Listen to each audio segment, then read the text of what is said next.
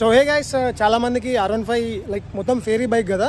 So ఫేరీ బైక్లో మనకు లోపల ఏమేమి పార్ట్స్ ఉంటాయి, ఇంజన్లు నార్మల్గా లైక్ ఎట్లా సెటిల్ అయిపోయి ఉంటాయి అని చెప్పేసి మీకు చాలా మందికి డౌట్ ఉంటుంది. సో ఈ వీడియో దానికోసమే చేస్తున్నా పర్టికులర్గా. సో చలో ఫస్ట్ అయితే బైక్ నేను మీకు చూపిస్తాను. అండ్ మోరోవర్ మన ఛానల్ ఫస్ట్ సంవత్సరంలో అయితే గో సబ్స్క్రైబ్ చేయాలని hit the bell icon. And video నచ్చితే మాత్రం ఖచ్చితంగా లైక్ చేయండి. సో చలో బ్యాక్ క్యామ్లో వస్తాను నేను.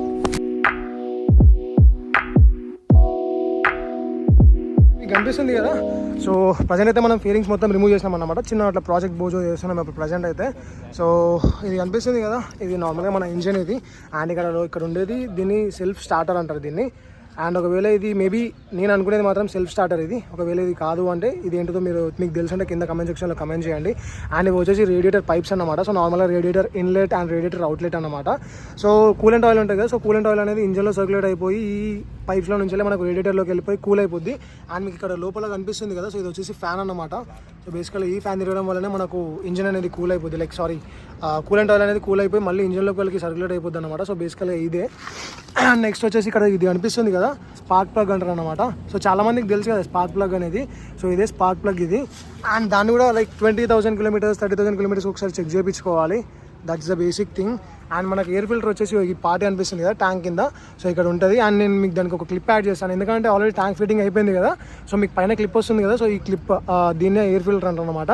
సో ఇక్కడనే మనం ఎయిర్ ఫిల్టర్ రీప్లేస్ చేసుకుంటాము. అండ్ మోరోవర్ మీకు ట్యాంక్కి సంబంధించిన వీడియో మొత్తం నేను డీటెయిల్గా ఒక క్లిప్ యాడ్ చేస్తాను, చూడండి ఒకసారి. ఇప్పుడు వస్తుంది.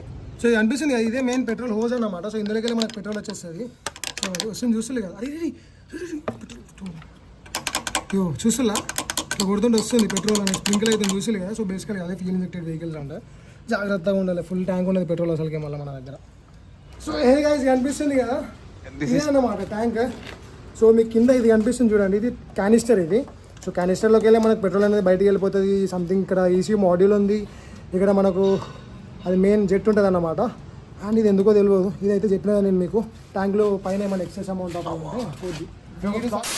సో చూసేది కదా, అదే ట్యాంక్ కింద ఉండే క్యానిస్టర్ అండ్ దానికి ఉండే హోసెస్ ఎవ్రీథింగ్ మీకు కనిపించింది కదా. సో బేసికల్గా అదే అన్నమాట, ట్యాంక్ కింద ఆ విధంగా ఉంటుంది మన R15 బైక్స్లో. అండ్ ఇంకా లెఫ్ట్ సైడ్ చూసుకున్నట్లయితే, సో ఈ లెఫ్ట్ సైడ్లో చూసుకున్నట్లయితే మనకు నథింగ్ మచ్ ఇంట్రెస్టింగ్. యాక్చువల్గా ఇక్కడ కింద మనకు ఒకటి బ్రేక్ మాడ్యూల్ ఉంటుంది అన్నమాట. ఇక్కడ ఈ ప్లేస్లో అది మీకు ఒక క్లిప్ యాడ్ చేశాను, మళ్ళీ చూడండి. అది మీకు ఇక్కడ కనిపిస్తుంది కదా.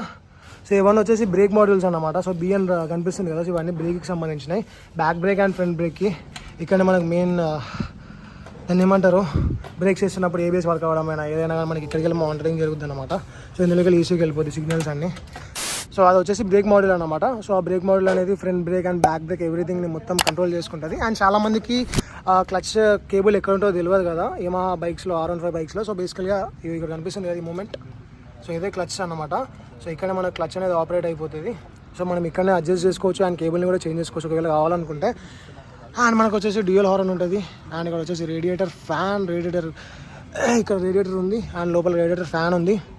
అండ్ అంతే, ఇంకా నాట్ దట్ మచ్ ఇంట్రెస్టింగ్. నార్మల్గా ప్రతి బైక్స్లో ఏముంటుందో అదే ఉంటుంది ఈ బైక్లో కూడా.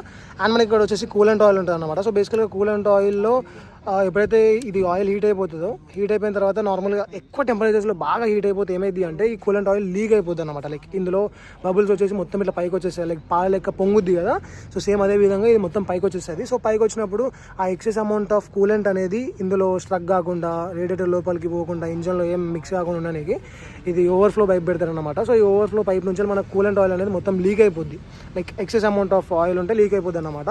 So that's the very basic thing. And ఇక్కడ మన గేర్ రాడ్ ఉంటుంది కింద, ఇంజన్ లోపల కనెక్ట్ అయిపోయి ఉంటుంది. అండ్ అంతే, ఇంకా కింద మనకు డ్రైన్ బోల్ట్ ఉంటుంది అనమాట. So hope you can see that engine drain bolt అది. సో అంతే, ఇంకా ఇక అటు సైడ్ వచ్చేసి మనకు ఆయిల్ ఫిల్టర్ ఉంటుంది అనమాట. సో చాలామంది సర్వీసింగ్ చేయించుకున్నప్పుడు ఆయిల్ ఫిల్టర్ చేంజ్ చేయించుకుంటారు కదా. సో బేసికల్గా ఇదే ఆయిల్ ఫిల్టర్ అనమాట. ఈ 3 నట్స్ తీసేస్తే మనకు ఆయిల్ ఫిల్టర్ వచ్చేస్తుంది. అండ్ దీన్ని రీప్లేస్ చేసుకుంటే everything is done. And as you can see the silencer condition చాలా వర్స్ అయిపోయింది. సో ఇప్పుడు దీనికి కూడా మనం పెయింటింగ్ చేయబోతున్నాం అనమాట. సో మనమే చేసుకుంటున్నాము, శాండ్ పేపర్ పెట్టి మొత్తం క్లీన్ చేసి చేస్తాము. అండ్ ఇది వచ్చేసి O2 సెన్సర్ అనమాట. సో ఇప్పుడు ప్రజెంట్ ఉన్న BS6 ఎమిషన్ బైక్స్లో ఇది చూసుకుంటే అనమాట, లైక్ ఎంత అమౌంట్ ఆఫ్ ఎమిషన్స్ని బయటకు వస్తుంది, O2 సెన్సర్ అనమాట, ఇదే అన్నమాట. అండ్ అంతే ఇంకా.